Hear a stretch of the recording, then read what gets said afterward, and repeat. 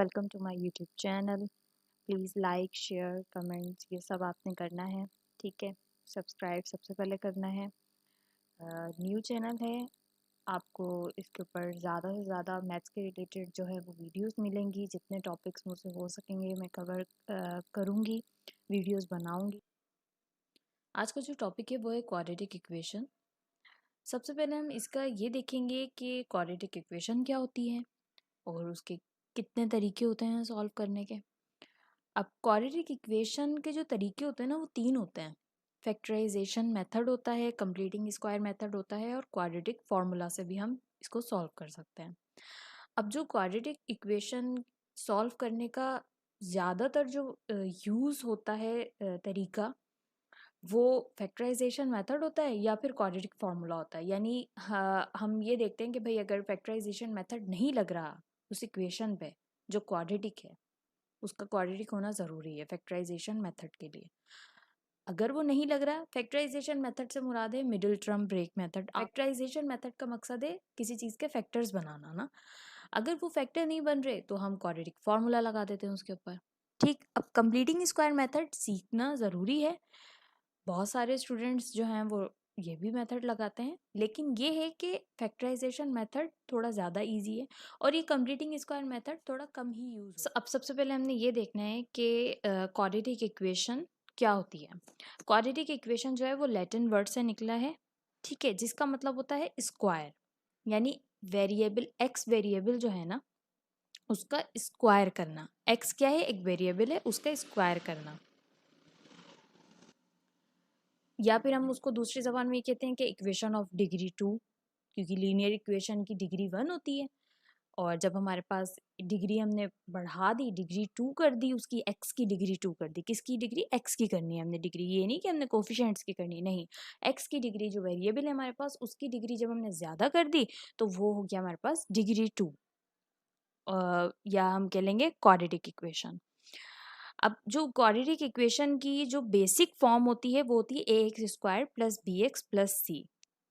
अगर आप B x plus सी को देखेंगे, अगर ए एक्स स्क्वायर नहीं होगा या A x plus B x, two B x, A x plus B x plus C होगा, तो ये हमारे पास क्या होगी? लीनियर इक्वेशन होगी, क्योंकि एक्स की अगर यहाँ पे स्क्वायर ना हो, क्योंकि एक्स की पावर 1 है। लेकिन जहाँ हमारे पास आ गया स्क्वायर, तो यहाँ पे ये क्या होगी? क्वाड्रेटिक इक्वेशन बन गई। अब क्वाड्रेटिक इक्वेशन की काफ़ी एप्लीकेशंस हैं, फिजिक्स वगैरह, इंजीनियरिंग वगैरह, इन सब में यूज़ होती है ये। काफ़ी इसकी एप्लीकेशंस हैं।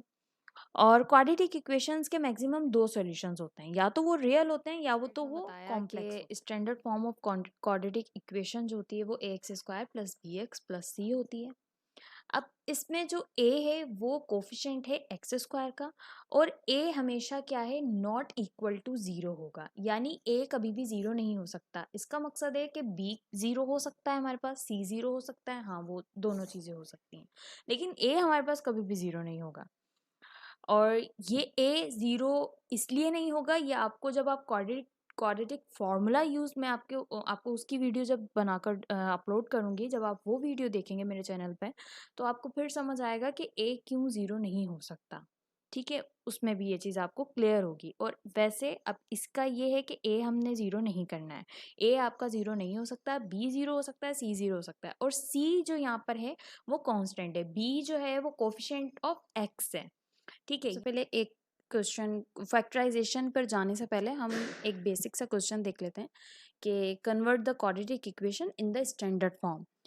यानी इस तरीके से हमको एक कोई क्वेश्चन दिया हो 7th 8th क्लास में या 9th मैट्रिक में, अगर इस टाइप का कोई क्वेश्चन है और आपको कहें कि भाई वो स्टैंडर्ड फॉर्म में लेकर जाना है। अब स्टैंडर्ड फॉर्म कौन सी है? स्टैंडर्ड फॉर्म है क्वाड्रेटिक इक्वेशन, जो हम ऊपर पढ़ चुके हैं पिछली स्लाइड में, या ये रहा। इस फॉर्म में हमको इस इक्वेशन को, यानी इसको हमने इस फॉर्म में लेकर आना है। तो अब हम सबसे पहले क्या करेंगे? इसकी सॉल्यूशन करेंगे। इसका सबसे पहले सॉल्यूशन स्टार्ट कैसे करेंगे? हम सबसे पहले x को x से मल्टीप्लाई करेंगे, जो कि बनेगा एक्स स्क्वायर। x को जब हम -4 से मल्टीप्लाई करेंगे तो वो बनेगा -4x। फिर -3 को जब हम x से करेंगे मल्टीप्लाई तो ये हो जाएगा -3x। माइनस को माइनस से करेंगे तो माइनस माइनस प्लस होता है। 3 को 4 से करेंगे तो ये हो जाएगा 12, ठीक है। अब हमारे पास ये इस तरीके से इसकी सिंप्लीफिकेशन निकली है। अब हमने इसके अंदर देखना है कि एक्स स्क्वायर तो सेम रहेगा, 12 भी सेम रहेगा, माइनस माइनस प्लस हो जाएंगे और 4 और 3 को हम ऐड करेंगे तो माइनस का 7x बन जाएगा।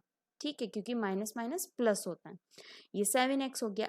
ये हमारी क्या बन गई, standard form of quadratic equation. तो पहले वन जो है फैक्टराइजेशन है। फैक्टराइजेशन मेथड हमने किस तरीके से करना है, बहुत इजी है, बहुत ज़्यादा, जस्ट ये प्रैक्टिस मांगता है। मैं आपको जस्ट एक क्वेश्चन करके दे रही हूँ, अगर आप लोग कहेंगे तो मैं और भी जो है इसके ऊपर क्वेश्चन सॉल्व करके वीडियोस बनाऊंगी, लेकिन ये बहुत सिंपल है। आपको जस्ट प्रैक्टिस करनी है।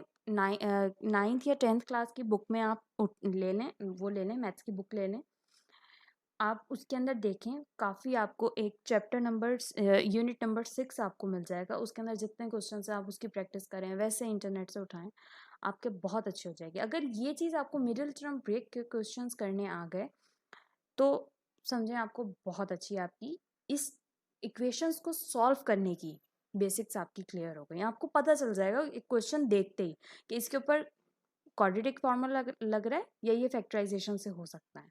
ये सिर्फ होगा प्रैक्टिस से। बहरहाल हम सबसे पहले स्टार्ट करेंगे। क्वेश्चन है, ऐसे ही मैंने बुक से उठा लिया, बुक से लिख लिया, रैंडम सा क्वेश्चन है, x square minus 5x plus 6। अब हमने इसका सॉल्यूशन किया। सबसे पहले हमने x square minus 5x plus 6 is equal to 0 कर लिया। उसके बाद हमने क्या किया, हमने ये देखना है कि कोफिशिएंट ऑफ एक्स स्क्वायर क्या है। हमारी जो बेसिक थी यानी स्टैंडर्ड फॉर्म थी, क्या थी, A x square minus B x plus B x plus, हमने सबसे पहले क्या देखना है कि कोफिशिएंट ऑफ एक्स स्क्वायर यानी ए, उसकी वैल्यू क्या है। अब यहाँ पर तो कोई वैल्यू नहीं है, तो हमें पता है कि अगर हमारे पास 2 3 4 5 इधर नहीं लिखा हुआ तो यहाँ पे 1 होती है। ठीक है, 1 यहाँ पे ज़रूर होता है। तो यहाँ पे हमारे पास वैल्यू 0 तो ये हो नहीं सकता, क्योंकि पहले ही कह दिया कि a is not equal to 0, a कभी भी 0 नहीं होगा। तो हम यहाँ पर क्या सपोज करके चलेंगे, या वैसे भी a की वैल्यू यहाँ पर क्या है, यहाँ पे 1 है, यानी एक्स स्क्वायर का कोफिशिएंट क्या है, 1 है। अब हमने क्या करना है, 1 को 6 से मल्टीप्लाई करना है, फर्स्ट टर्म को लास्ट टर्म से मल्टीप्लाई करना है।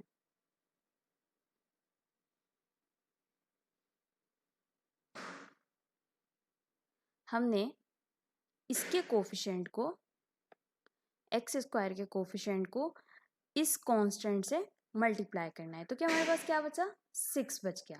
अगर ये तो देखें बिल्कुल एक छोटी सी वैल्यू है 6 है, लेकिन मे बी बड़ी बड़ी वैल्यूज आ जाती हैं, है ना। यहाँ पे कोफिशिएंट्स भी चेंज हो सकते हैं, मतलब 2 3, ज़रूरी नहीं है कि 1 ही हो, बहुत सारे कोई भी कोफिशिएंट नंबर, कोई भी 0 के अलावा कोई भी नंबर हो सकता है एक्स स्क्वायर को।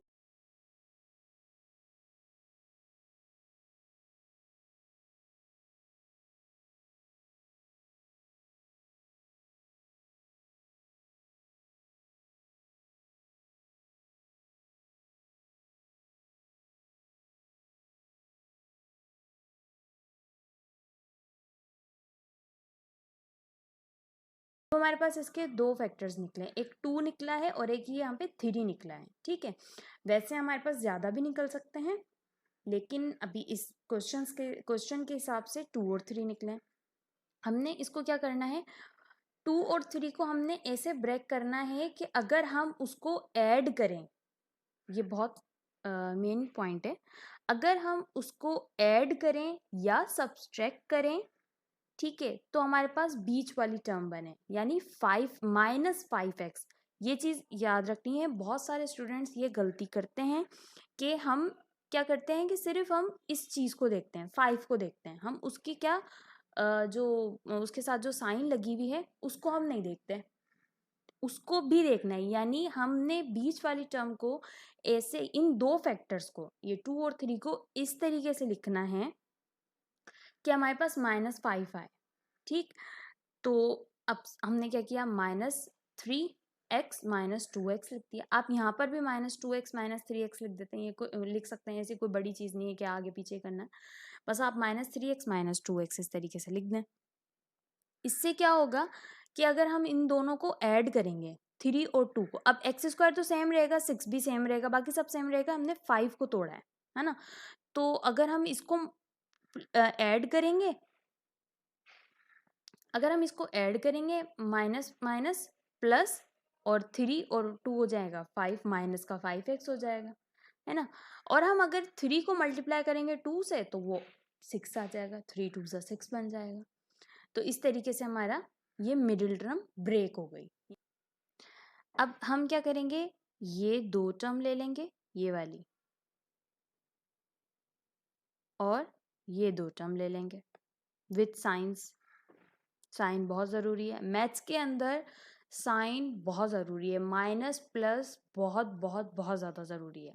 यानी अगर आप एक माइनस प्लस की गलती करेंगे आपका पूरा क्वेश्चन गलत हो सकता है, तो हमने इस चीज़ का बहुत ध्यान रखना है। ठीक है, अब हम इन दो टर्म्स को जो है इस तरीके से दो टर्म्स करके, ये 4 टर्म्स है ना टोटल, तो दो टर्म्स करके हमने कॉमन ले लेना है। अब हमने देखना है कि इन 2 टर्म्स में क्या कॉमन है, एक्स कॉमन है, हमने बाहर लिख दिया। जो बचा इसमें से टोटल इन 2 टर्म में से, ये इसमें से जो बचा हमारे पास, ये हमने क्या कर दिया, एक साथ लिख दिया। इसमें से एक्स स्क्वायर में से जब हमने एक एक्स बाहर लिया, तो यानी कॉमन लिया, बाहर लिया का मकसद कॉमन लिया, तो एक्स बाहर आ गया, सॉरी एक्स एक बाहर आ गया, यानी एक्स कॉमन ले लिया। बाकी हमारे पास बचा एक्स माइनस, यहाँ से तो एक्स का एक ही पावर था, तो एक्स बाहर आ गया, तो यहाँ पे क्या बचा हमारे पास 3, एक्स माइनस 3।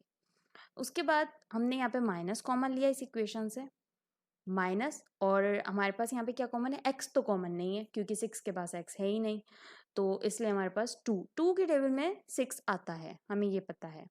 तो 2 हमने बाहर कॉमन लिया, फिर पीछे हमारे पास बचा एक्स, और जब हमने माइनस कॉमन लिया तो ये पूरी टर्म जो है वो माइनस की हो गई, माइनस जो प्लस की थी वो माइनस की हो गई, वैल्यूज जो माइनस की थी वो प्लस की हो गई जब हम माइनस कॉमन लेते हैं। तो इसलिए हमारे पास जो x है, क्योंकि ये -2x था ना, तो हमने -2 लिया, तो इसलिए x हमारे पास पॉजिटिव हो गया, प्लस में हो गया। ये जो है प्लस, ये जो 6 है हमारे पास, वो प्लस में था यानी पॉजिटिव था, वो नेगेटिव में हो गया, माइनस हो गया, और 2 3 ज़ा 6 हो गया, यानी 2 कॉमन हो गया। अब आप ये चीज़ ज़रूर गौर करें कि x-3 और x-3 भाई ये सेम है, इनका सेम होना कंपलसरी है, यानी इनको लाजमी आपने सेम करना है। अगर आपका ये 2 ब्रैकेट सेम नहीं हो रहा है तो इसका मकसद है कि आपका सवाल गलत है।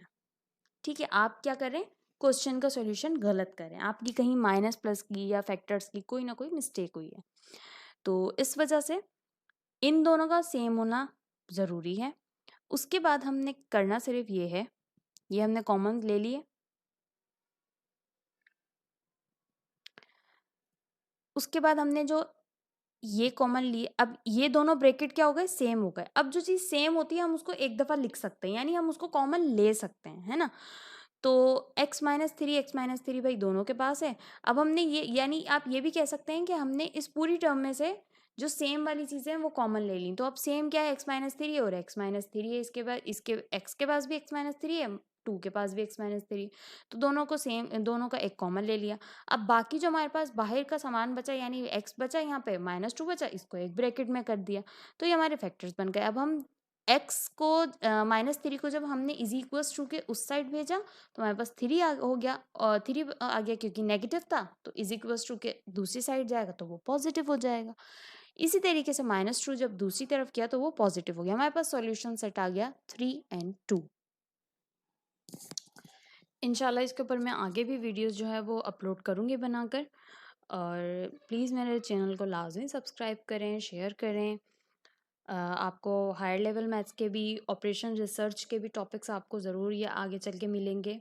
1-2 दिन में ज़रूर इसके ऊपर भी मैं वीडियोस अपलोड करूँगी, और जो न्यूमेरिकल एनालिसिस इन सब के ऊपर, और बेसिक जो कॉन्सेप्ट्स होते हैं जैसे कि अभी कंप्लीटिंग स्क्वायर मेथड है, क्वाड्रेटिक फार्मूला है, उसके ऊपर भी ज़रूर मैं वीडियोस अपलोड करूँगी। अपना ख्याल रखें। Thank you so much. अल्लाह हाफिज़।